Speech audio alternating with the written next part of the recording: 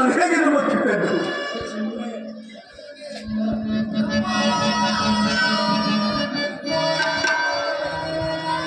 ನಂಬುವಂಗ ರಾಜ ನಂಬು.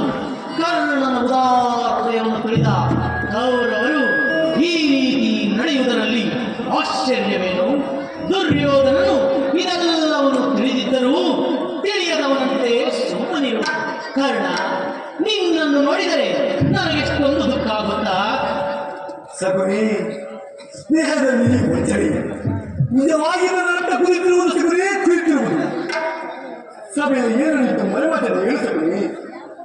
ಕೃಷ್ಣನು ರಾಜಸಭೆಯಿಂದ ಹೊರಹೋದ ಕೂಡಲೇ ಮೂರ್ಛಿತನಾಗಿದ್ದ ದುರ್ಯೋಧನನನ್ನು ಎಚ್ಚರಿಸಿದನು.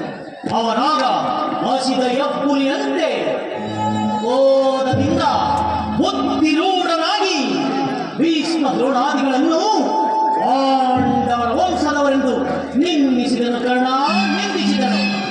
ಸಭೆಯಲ್ಲಿ ಏನು ನಿಂತು ಸಗುಣಿ? ಎಲ್ಲವೂ ನಿಶ್ಚಿತೆಯಾದಂತೆ ಸರಿ. ಆದರೆ ಭೀಷ್ಮನು ಕುರು ಪಿತಾಮಹ ಏನು ಹೇಳಿದರು ಸಗುಣಿ? ಅಸೂಯೆಯಿಂದ ಆ ರೀತಿ ಹೇಳಲಿಲ್ಲ ಕರ್ಣ. ಅವನ ಮಾತಿನಿಂದ ನಿನ್ನ ಸೇನಾಧಿಪತ್ಯದ ಆಸೆಯು ಭಂಗವಾಯಿತು. ಸಗುಣಿ, ನಾನು ಯಾವಾಗಲೂ ಸೇನಾಧಿಪತ್ಯಕ್ಕೆ ಆಸಕ್ತನಲ್ಲ. ಆದರೆ ದುರ್ಯೋಧನಿಗೆ ನನ್ನ ವಿಶ್ವಾಸವನ್ನು ತಿಳಿಸಿದಂತೆ ಮಾಡಿದವನು ಯಾರು ಸಗುಣಿ? ನೀನು ಕೃಷ್ಣನೊಡನೆ ರಥವನ್ನೇರಿ ಹೊರಟೆಯಷ್ಟೇ ಸರಿ. ತಂದೆಯಾದ ಕೃಷ್ಣನ ಸರಿಗಳಿಗೆ ಎಲ್ಲಿ ಮೊಸರಾದಿಯರು ಎಂದು ಅವನ ಸಂದೇಹ. ಕುರುಕುಲದರಸರು ಈ ಕರ್ಣ ವಿಷಯವನ್ನು ತಿಳಿದವರು ಸಗುಣಿಯವರು. ತಿಳಿದಿರುವರು ಕರ್ಣ, ತಿಳಿದಿರುವರು ಕರ್ಣ. ಆದರೆ ನೀನು ಕೃಷ್ಣನಿಗೆ ನಡೆದ ಮಾತಿನ ರಹಸ್ಯವನ್ನು ಹೊರತುರದೆಂದು ನಿರ್ಧಾರವಾಯಿತು ಕರ್ಣ, ನಿರ್ಧಾರವಾಯಿತು. ಇದಕ್ಕೆಲ್ಲ ಕಾರಣರು ಆ ಭೀಷ್ಮನು ತಾನೇ. ಯಾರಾದರೂ ಆಗಲಿ ಸಭೆಯಲ್ಲಿ ನಿನ್ನನ್ನು ಉಚ್ಚರಿಸಿ ಮಾತನಾಡಲು ಹಿಂಜರಿಯಲಿಲ್ಲ ಕರ್ಣ, ಹಿಂಜರಿಯಲಿಲ್ಲ. ಏನು ಹೇಳಿದರು ಸಗುಣಿಯವರು? ಆ ದುರ್ವಾಕ್ಯಗಳನ್ನು ಕೇಳಲಾರೆ. ಸೂತ ಕುಲದಲ್ಲಿ ಹುಟ್ಟಿದವರಿಗೆ ಸ್ವಾಮಿಯ ಭಕ್ತಿಯಲ್ಲಿರುವುದೆಂದು ನಿಂದಿಸಿದರು ಕರ್ಣ, ನಿಂದಿಸಿದರು. ಸಗುಣಿ,